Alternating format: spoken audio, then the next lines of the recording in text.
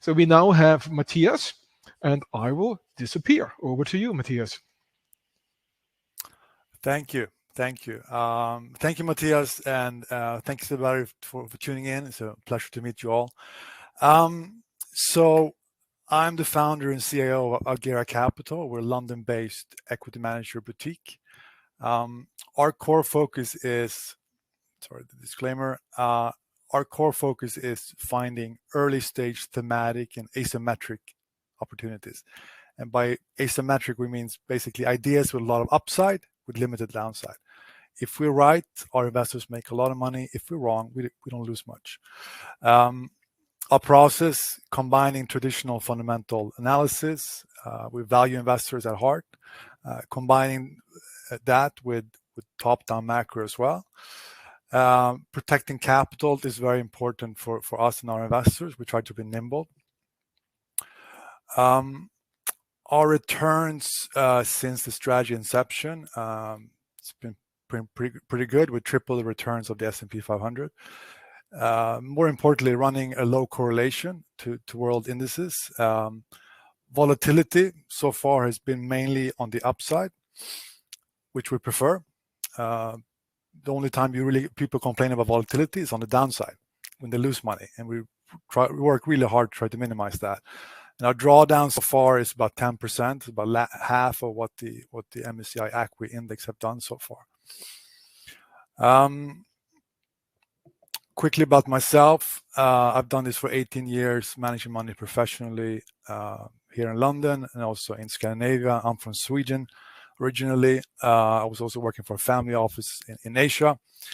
My core focus has been in emerging market equities, and I think that has really taught me the importance of risk management, understanding the macro, understanding the liquidity.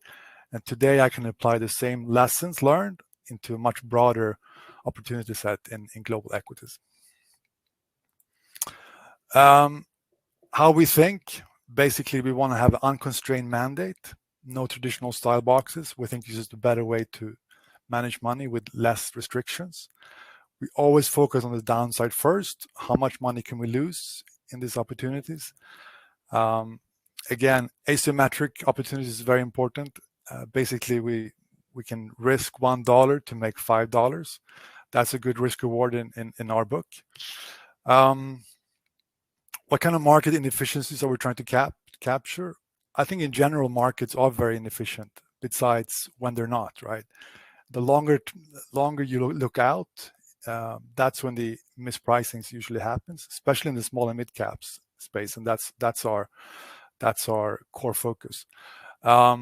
We try to get in early into secular and cyclical themes. You will rarely find us in long, mature, long in the tooth kind of themes. We try to get in very early when the risk reward is very good, and then start increasing the position once the market's starting to agree with us.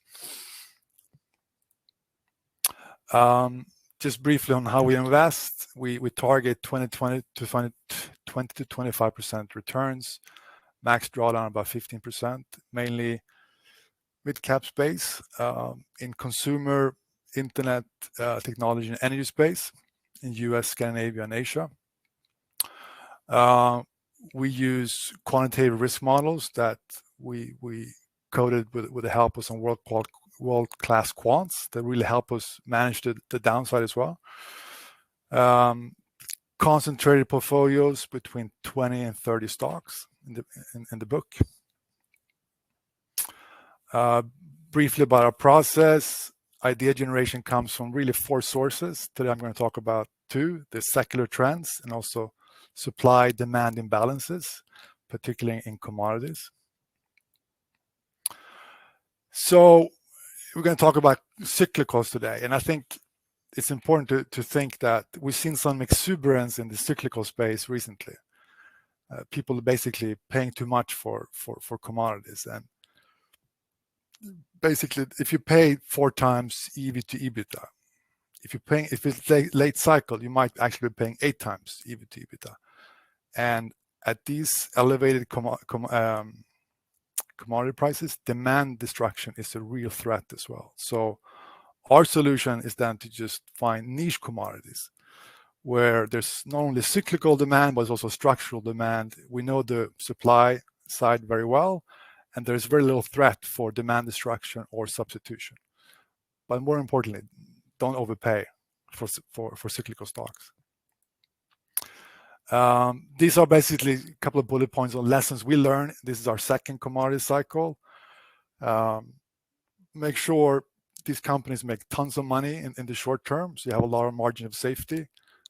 Good, clean capital structure, no debt, in a good jurisdiction with management which are good capital allocators and also willing to return money to shareholders as well.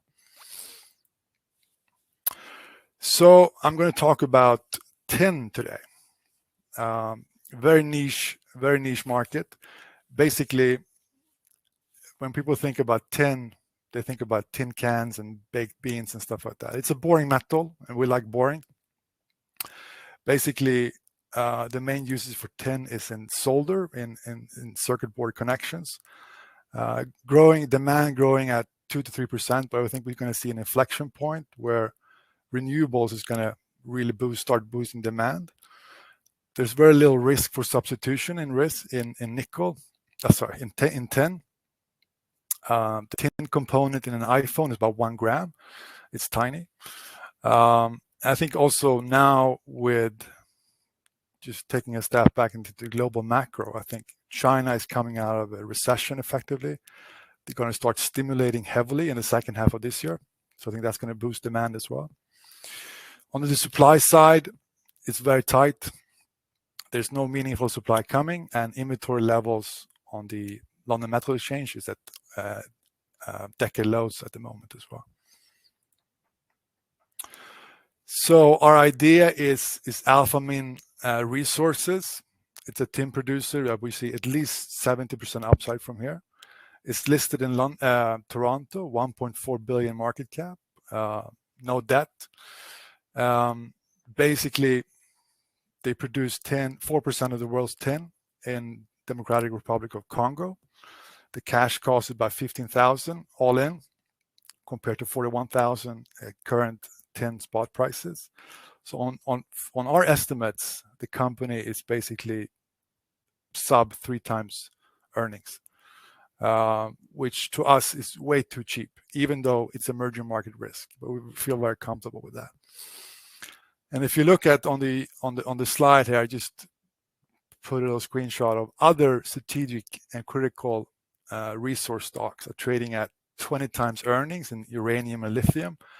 And tin, there's very few ways you can play tin, but the few that are available trades at 3 to 4 times EBITDA, which to us is a very good risk reward. So how did we play this? We basically initiated a position in December 2020. On our numbers at the time we bought it, the downside was about 20-25% with about 200% upside.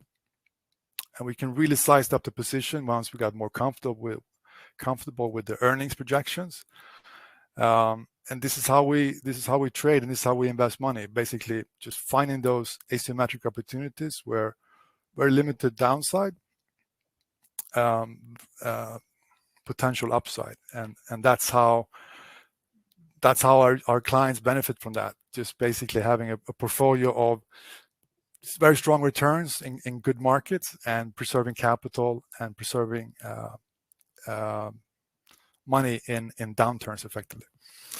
That's how we do it, and thank you for paying attention. Thanks. Wonderful. Thank you so much. All very interesting ideas.